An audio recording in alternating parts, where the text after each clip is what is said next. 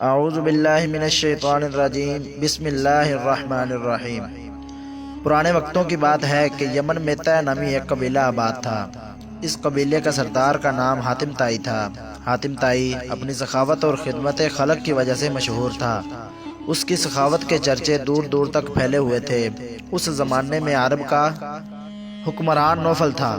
نوفل نے جب دیکھا کہ ہر طرف حاتم کے ہی چرچے ہیں، ہر کوئی اس کی نیکی اور اچھائی کے گن گاتا ہے، ہر ضرورت مند مدد کے لیے حاتم کے ہی پاس جاتا ہے، تو وہ حاتم کا دشمن بن گیا۔ دشمنی کی وجہ صرف یہ تھی کہ بادشاہ کے بجائے ہر کوئی حاتم کی تعریف کرتا تھا، حاتم کے سخاوت کے قصے بیان کرتا تھا۔ وہ حاتم سے جلتا تھا کہ بادشاہ ہوتے ہوئے بھی حاتم کی شہرت اس سے زیادہ ہے۔ بادشاہ نے حسد کا شکار ہو کر حاتم کو ختم کرنے کا پروگرام بنایا اور اس نے اپنی فوج کے ساتھ حاتم کے علاقے پر حملہ کر دیا۔ حاتم کو یہ جان کر دکھ ہوا کہ بادشاہ نے ایک بہت بڑی فوج کے ساتھ اس کے علاقے پر حملہ کر دیا ہے۔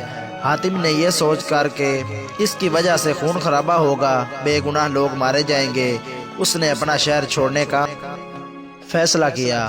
حاتم اپنا شہر چھوڑ کر پہاڑوں میں جا کر چھپ گیا۔ بادشاہ اپنی فوج کے ساتھ جب شہر میں داخل ہوا تو کسی نے اس کی فوج کا مقابلہ نہ کیا، کیونکہ حاتم طائی شہر چھوڑ کر چلا گیا تھا۔ بادشاہ نے حاتم کا تمام مال و اسباب لوٹ لیا۔ اس کے ساتھ ہی بادشاہ نے یہ اعلان کرا دیا کہ جو شخص حاتم کو ڈھونڈ کر لائے گا اس کو بہت بڑا انعام دیا جائے گا۔ حاتم نے پہاڑ کی ایک کھوہ میں پناہ لے رکھی تھی۔ ایک روز اسی کھوہ کے قریب ایک بوڑھا لکڑہارا اور اس کی بیوی لکڑیاں کاٹ رہے تھے۔ وہ بہت غریب تھے اور مشکل سے زندگی بسر کر رہے تھے۔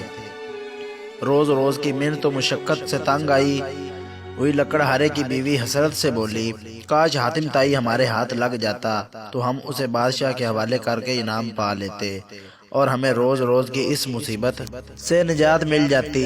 لکڑہارا بولا، فضول بات مت سوچ، ہماری ایسی قسمت کہاں کہ حاتم ہمارے ہاتھ لگ جائے اور ہم انعام حاصل کر کے آرام سے زندگی بسر کر سکیں۔ ہمارے نصیب میں تو یہی لکھا ہے کہ ہم جنگل سے لکڑیاں کاٹیں، سر پر رکھ کر شہر لے جائیں اور ان کو فروخت کر کے اپنا پیٹ بھر لیں۔ حاتم طائی کھوہ کے اندر بیٹھا یہ باتیں سن رہا تھا۔ یہ سوچ کر حاتم دل میں خوش ہوا کہ چلو اس بے سر و سامانی کی حالت میں بھی کسی کے کام آ سکتا ہوں۔ چنانچہ وہ کھوہ سے باہر آیا اور بوڑھے میاں بیوی سے بولا، میں ہی حاتم ہوں، مجھے بادشاہ کے پاس لے چلو اور اس کے حوالے کر کے انعام حاصل کر لو، جلدی کرو، اگر کسی اور نے مجھے دیکھ لیا تو پھر تم ہاتھ ملتے رہ جاؤ گے۔ حاتم کی باتیں سن کر لکڑہارا بولا، بھائی تمہارا بہت شکریہ، بے شک ہم غربت کے ستائے ہوئے ہیں، مگر ہم اتنے ظالم نہیں کہ تمہیں بادشاہ کے حوالے کر کے انعام حاصل کریں۔ ہم اسی طرح محنت مزدوری کر کے زندگی کے دن کاٹ لیں گے، اپنے آرام کی خاطر ہم یہ ظلم نہیں کریں گے۔ حاتم نے کہا، ارے بھائی یہ ظلم نہیں، تم مجھے زبردستی پکڑ کر تو نہیں لے جا رہے ہو، میں تو اپنی خوشی سے تمہارے ساتھ جانے کو تیار ہوں۔ میرے اوپر تمہارا یہ احسان ہوگا کہ تم مجھے نیکی اور خدمت کا موقع دو۔ حاتم نے ان کو آمادہ کرنے کی بہت کوشش کی لیکن لکڑہارا کسی صورت تیار نہ ہوا، تو حاتم نے اس سے کہا، اگر تم میری بات نہیں مانو گے تو میں خود بادشاہ کے پاس جاتا ہوں اور اسے بتاتا ہوں کہ اس بوڑھے نے مجھے چھپایا ہوا تھا، پھر بادشاہ تمہیں سزا دے گا۔ لکڑہارا اور حاتم اس بحث میں مصروف تھے کہ کچھ اور لوگ حاتم کو تلاش کرتے ہوئے ادھر آ گئے۔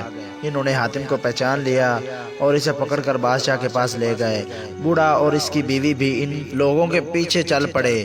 بادشاہ کے دربار میں پہنچ کر ہر شخص یہ دعویٰ کر رہا تھا کہ حاتم کو اس نے پکڑا ہے، وہی انعام کا مستحق ہے۔ بہت سارے دعوے داروں کی وجہ سے بادشاہ کے لیے فیصلہ کرنا مشکل ہو گیا تھا کہ حاتم کو پکڑنے والا کون ہے۔ آخر بادشاہ نے حاتم سے کہا، حاتم تم ہی بتاؤ کہ تمہیں پکڑ کر لانے والا کون ہے تاکہ اسے انعام کی رقم دی جائے۔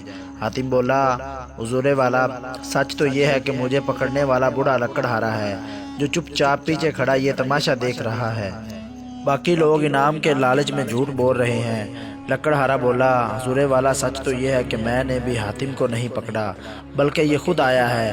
پھر لکڑہارے نے بادشاہ سلامت کو تفصیل سے بتایا کہ کس طرح لکڑیاں کاٹتے وقت اس کی بیوی نے کہہ دیا تھا کہ اگر حاتم ان کو مل جائے تو وہ اسے بادشاہ کے حوالے کر کے انعام پائیں اور مصیبت کی زندگی سے نجات پائیں۔ حاتم ہماری باتیں سن کر پہاڑ کی کھوہ سے نکل آیا اور اصرار کرنے لگا کہ ہم اسے بادشاہ کے پاس لے جائیں اور انعام پائیں۔